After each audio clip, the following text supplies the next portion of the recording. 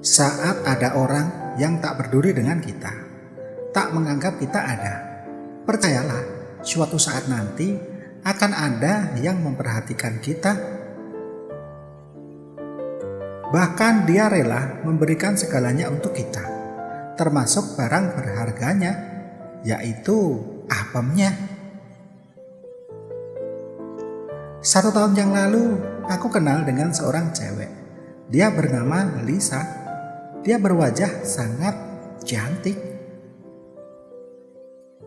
Parasnya begitu mempesona, dengan rambut panjang lurus, badannya agak tinggi 170 cm, dengan berat badan yang ideal. Tak hayal, itu semua membuat pria yang ketemu dengannya tak bisa lepas dari pandangannya. Dia seperti bidadari yang turun dari langit. Beruntung sekali orang yang bisa jadi pasangannya. Dan keberuntungan itu berpihak padaku. Aku bisa kenal dengan dia. Dan tak butuh waktu lama, kita pun pacaran. Aku seperti dapat durian runtuh. Aku senang sekali bisa dapat pacar seperti Lisa. Udah baik, cantik lagi. Pada suatu hari, keluargaku menengok kakek dan nenek di luar kota. Sebenarnya aku mau ikut, tapi aku disuruh jaga rumah sendirian. Tak ada kabar sebelumnya, pacarku Lisa datang dengan muka merah, sedih, dan air mata terus menetes di pipinya. Aku ajak masuk ke rumah. Aku tenangkan dia. Dan aku tanya kenapa dia kok sampai sedih seperti ini. Dia pun menjawab bahwa dia akan dijodohkan dengan anak dari teman bapaknya. Aku kaget mendengar hal itu, tapi aku coba tenang. Lisa juga tak bisa berbuat apa-apa.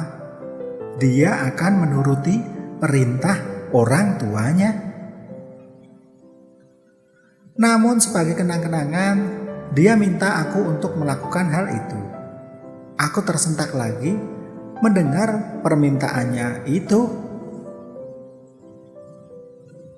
Hingga tanpa pikir panjang lagi, aku dan Lisa terbang melayang tinggi ke angkasa sebagai kenangan terakhir untuk cinta kita berdua. Semenjak itulah aku dan Lisa tak pernah berhubungan lagi. Sebenarnya sulit, tapi mau bagaimana lagi? Ini sudah takdir dari Sang Ilahi. Perkenalkan, namaku Tono. Umurku baru 22 tahun. Aku pemuda kampung yang bekerja di pabrik garmen di dekat desaku. Wajahku lumayan. Tidak cakep, tapi juga tidak jelek-jelek amat. Sampai sekarang wajah Lisa masih suka terbayang-bayang. Padahal udah 3 bulan yang lalu. Sekarang statusku jomblo. Sebenarnya aku masih cinta banget sama Lisa. Tapi mau bagaimana lagi? Dia memilih untuk menuruti perintah orang tuanya. Sore itu aku baru nyampe rumah sehabis pulang kerja. Datang Mbak Ida, tetangga samping rumahku. Dia minta tolong benahi genteng yang bocor. Dengan senang hati aku pun bergegas ke rumah Mbak Ida. Mbak Ida hanya tinggal dengan neneknya, sementara kedua orang tuanya merantau ke Jakarta.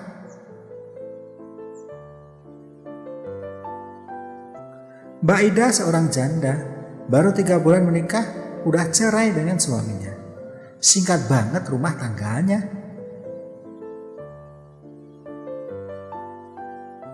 Mungkin karena dijodohkan orang tuanya, jadi mereka tidak bisa saling cocok satu sama lainnya. Dan akhirnya memilih bercerai.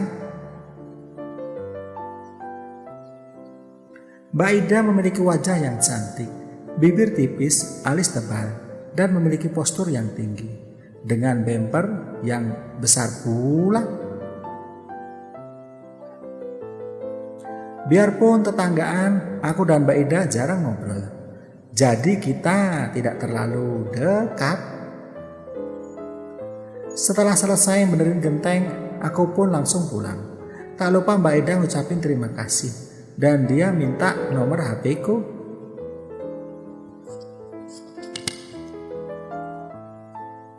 Malam harinya dia WA aku, mengucapkan terima kasih lagi karena sudah benerin gentengnya.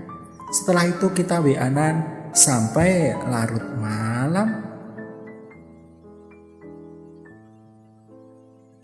Semenjak itulah aku jadi dekat dengan Mbak Ida.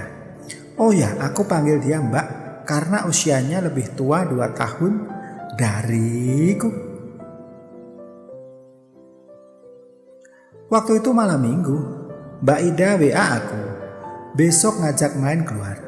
Aku pun mau karena kerjaku juga pas libur.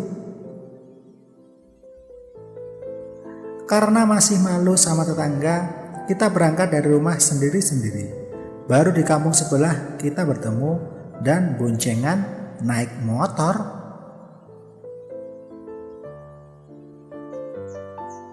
Aku terkejut saat Mbak Ida bonceng aku naik motor. Dia langsung merangkul aku. Dan ada yang empuk-empuk nempel di punggungku.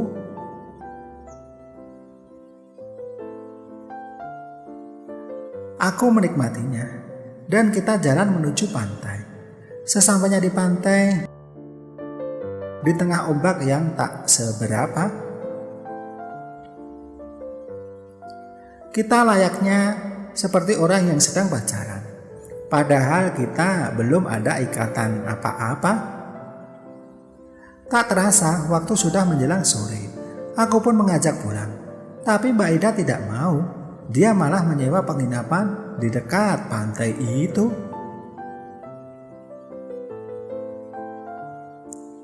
Kita berdua pun masuk dalam penginapan itu. Tak kuduga dia langsung memelukku. Aku terhenyak. Namun aku rasakan enak. Dan Mbak Ida pun berkata, Mas mau kan nemenin aku hari ini? Kita lakukan hal itu. Pertama kalinya aku merasakan hal yang luar biasa itu. Semenjak itu kita sering melakukannya di rumah pas lagi sepi. Setelah berjalan 4 bulan kita pun menikah. Dan aku begitu bahagia punya istri seperti Mbak Ida. Tak apa, aku punya istri seorang janda. Yang penting aku hidup bahagia.